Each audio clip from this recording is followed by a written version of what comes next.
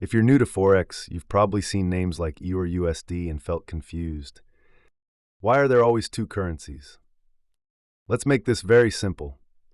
In Forex, you never trade one currency alone. You always trade one currency against another. That's why Forex is traded in pairs.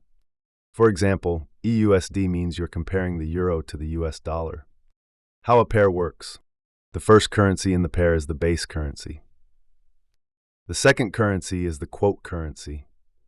The price shows how much of the second currency is needed to buy 1 unit of the first. You don't need to memorize these names right now. What matters is understanding the comparison. Imagine comparing the value of gold to silver. You're not asking, is gold valuable? You're asking, is gold more valuable than silver? Forex works the same way.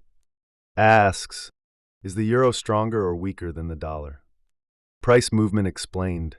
If the euro becomes stronger compared to the dollar, the price goes up. If the euro becomes weaker, the price goes down. You're trading the relationship, not the currency alone. Many beginners think Forex is complicated because of the names. It's not. Every currency pair is just a comparison between two currencies. Forex trading is comparing one currency to another.